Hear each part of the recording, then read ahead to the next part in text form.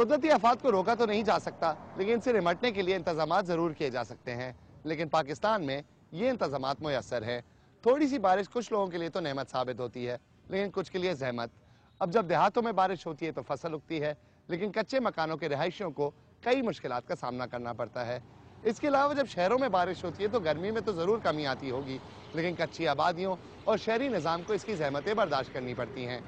لیکن سوال یہ ہے، کیا ہم قدرتی آفات سے نمٹنے کے لیے تیار ہیں؟ آج کی دوسری کہانی یہی ہے۔ اب شروع کرتے ہیں خواستی بروہی گوٹ سے اور دیکھتے ہیں کہ وہاں کے رہائشی بارش کی مشکلات کا کیسے سامنا کر رہے ہیں۔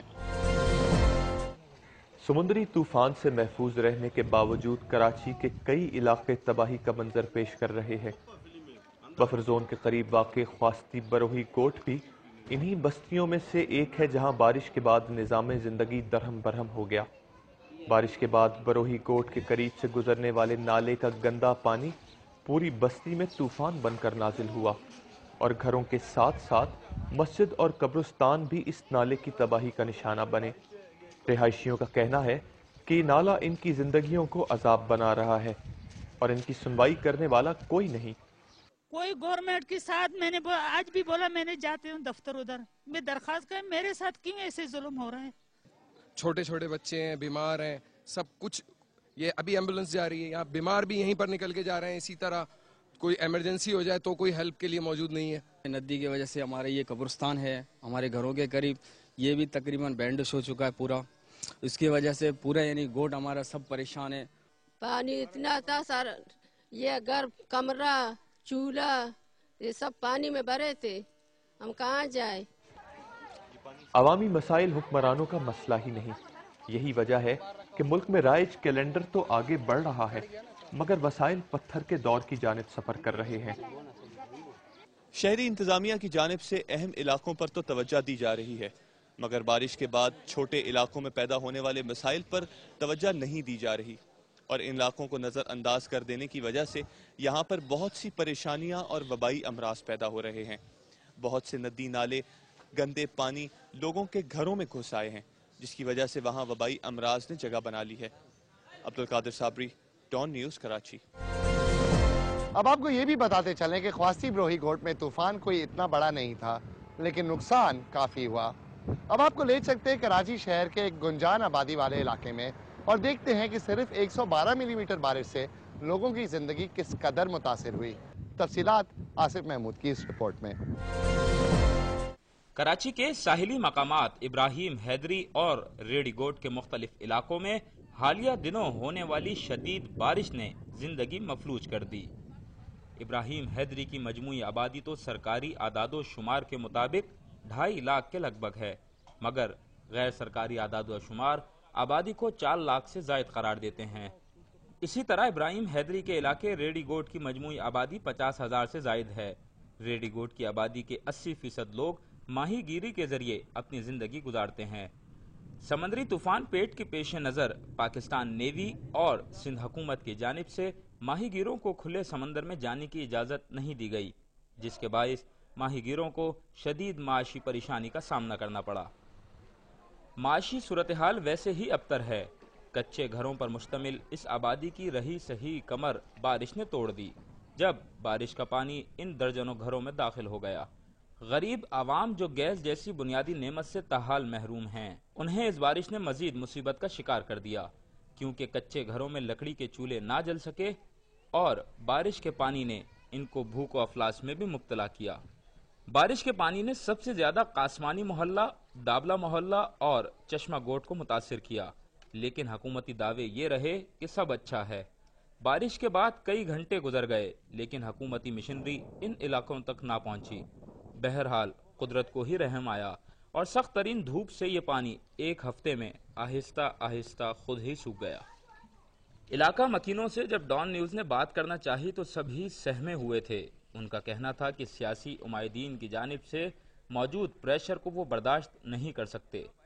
بہرحال ایک شخص نے تمام تر صورتحال سے پردہ اٹھایا اور بتایا کہ حکومتی امداد تو درکنار، जो इमरजेंसी कैंप लगाए गए हैं उनमें पीने तक का पानी मौजूद नहीं। यहाँ पर सब कल आए हुए थे कि चलो हमारे साथ कैंपों में चल के बैठो। जब हमने कैंप पे जाके देखी तो कैंपों में न पानी था, न बिजली थी, न कोई खाने की अशिया थी। जो वहाँ पर लोग ठहरे हुए थे उन्होंने भी यही कहा कि भाई हमें कल से लाया गया है और हमें यहाँ कुछ खाने के लिए नहीं दिया जा रहा।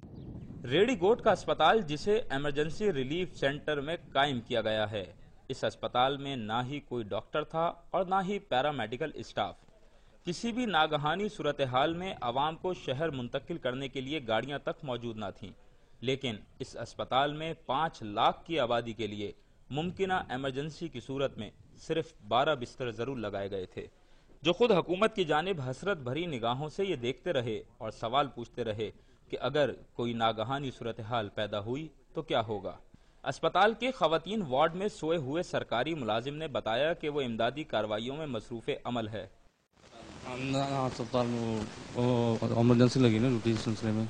कराची में सिर्फ 112 मिलीमीटर बारिश ने हुकूमती दावों की न सिर्फ कलई खोल दी, बल्कि ये सवाल भी हुकूमती ऐवानों की जानिब छोड़ दिया कि क्या इब्राहिम हैदरी और रेडी गोट के अवाम पाकिस्तानी नहीं? क्या उन्हें जीने के बराबर हुकूक हासिल नहीं? अगर ऐसा है तो उनके साथ सुतेली माँ जैसा सलूक क्यों? Asif Mahmood, Dawn News, Karachi. लेकिन कराची शहर में चंद साल पहले ही साबिक शहरी हुकूमत ने 30 अरब रुपए खर्च करके निकासी का निजाम बनाया, लेकिन फिर भी शहर की सड़कों पे पानी क्यों खड़ा होता है? तफसीलात इस रिपोर्ट में। गुज़िश्ता दिनों कराची में सिर्फ 112 मिलीमीटर तक होने वाली मानसून की बारिश ने कराची के रहायशियों को मुश्किलात से दो चार किया और इस बारिश के बायस मुतादिद कीमती जानें भी ज़ाया हुई। बारिश से जमा होने वाले पानी की निकासी के बारे में सोचा ही जा रहा था कि कराची में सैलाब की आमद के खतरे के पेश नज़र समंदर में उठने वाली लहरों ने सबकी तवज्जो अपनी जानिब मबजूल कर ली। 2007 में भी एक ऐसी ही सूरत हाल देखने आई थी, जब मौसलाधार और बेतहाशा होने वाली बारिश ने हफ्तों शहर को मफलूज रखा। इस हालात के पेश नज़र साबिक शहरी हुकूमत ने निकासी आब का निज़ाम बेहतर बनाने के लिए 20 अरब रुपए की मालियत का वाटर एंड स्टोरेज इंफ्रास्ट्रक्चर बनाया, तहम ये भी नाकाफ़ी रहा। हालांकि साबिक शहरी हुकूमत की जानिब से किए गए इक़दाम के बायस गुज़िश्ता सालों के मुकाबले में शहर में जमा होने वाले पानी की सूरत हाल काफ़ी तसल्ली बख्श नज़र आई और एक ही दिन में मुतादिक इलाकों में से पानी की निकासी का काम इत्मीनान बख्श रहा।